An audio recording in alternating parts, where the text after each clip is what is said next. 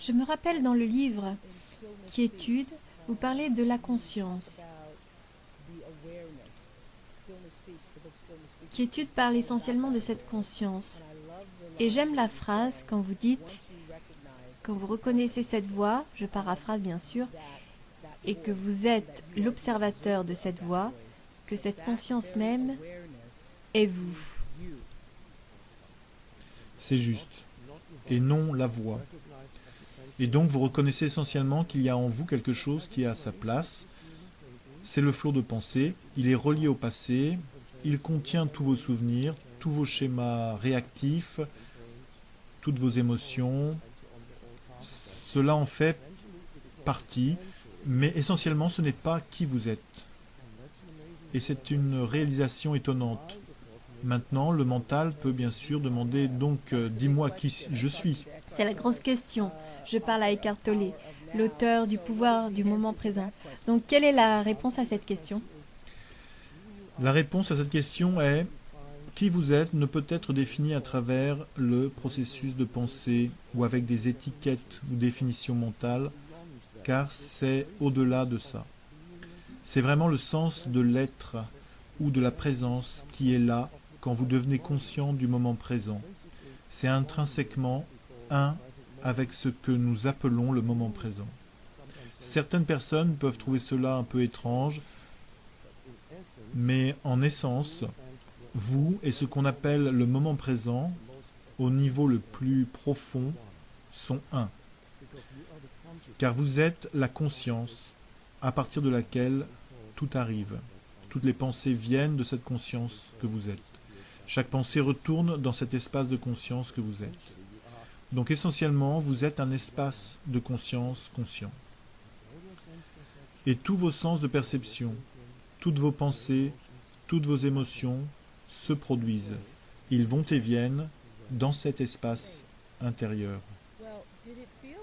Bien, est-ce que vous avez ressenti, Eckhart, quand cela vous est arrivé, ce moment de réalisation où vous avez ressenti que la voix est séparée de la conscience, dont vous parlez au début du livre, que ça a littéralement explosé votre esprit? Oui, mais je ne l'ai pas compris. J'ai juste réalisé soudainement le jour suivant que j'étais en paix, et je suis resté en paix. Il y avait un sentiment profond de paix intérieure. Extérieurement, rien n'avait changé. Donc je savais que quelque chose de très radical s'était produit.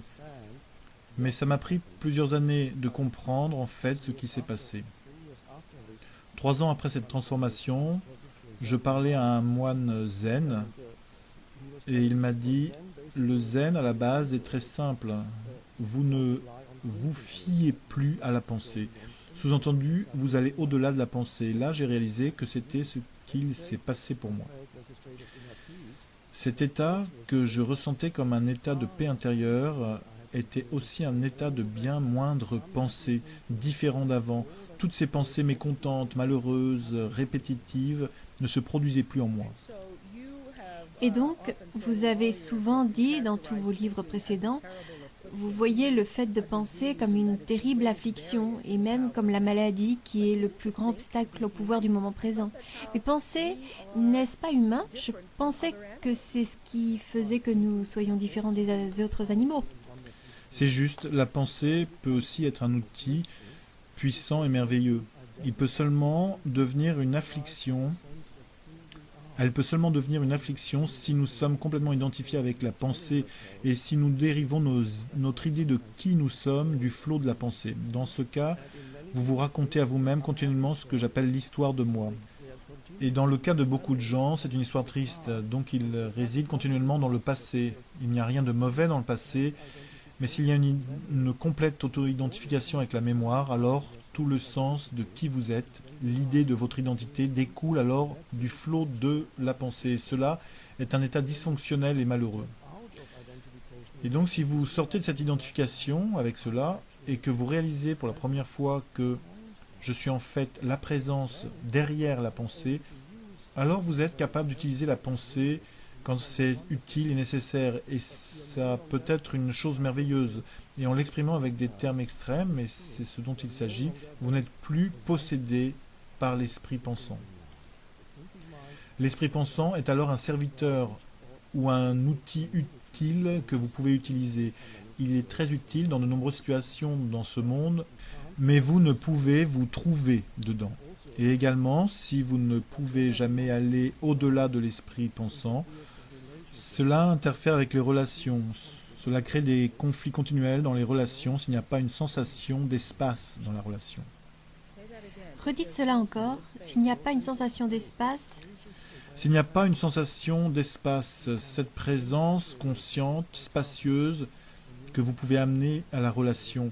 Par exemple, quand vous écoutez quelqu'un, vous écoutez votre partenaire, un ami ou juste une connaissance, pouvez-vous être là en tant qu'espace conscient qui écoute? Ou êtes-vous alors que l'autre parle continuellement en train de préparer de penser, de préparer la prochaine chose que vous allez dire? Est-ce que vous jugez, évaluez ce que vous entendez? Êtes-vous seulement intéressé par votre but et votre propos ou pouvez-vous être là en tant que l'espace pour l'autre personne? Et je dirais que c'est le plus beau des cadeaux que vous pouvez donner à une personne. C'est particulièrement important pour les parents et les enfants, mais aussi très important dans les relations amoureuses. Pouvez-vous être là en tant que l'espace conscient pour l'autre personne? Par exemple, quand vous écoutez l'autre personne, pouvez-vous écouter dans cet état simple de vigilance, de vivacité dans lequel vous n'êtes pas en train de juger ce que vous écoutez? Vous êtes alors là, présent en tant qu'une présence plutôt qu'en tant que personne. Un niveau plus profond de conscience est là, c'est ce que j'appelle l'espace. c'est ce que j'allais dire. Vous leur offrez cet espace dans lequel vous vous permettez d'être connecté à peu importe quel est le contenu qu'il offre. C'est ça. Il n'y a pas de jugement dans cet espace. Vous ne définissez pas l'autre personne et cela est un cadeau énorme que vous pouvez donner à l'autre personne. Vous n'imposez pas d'étiquette mentale, de jugement, de définition sur l'autre personne.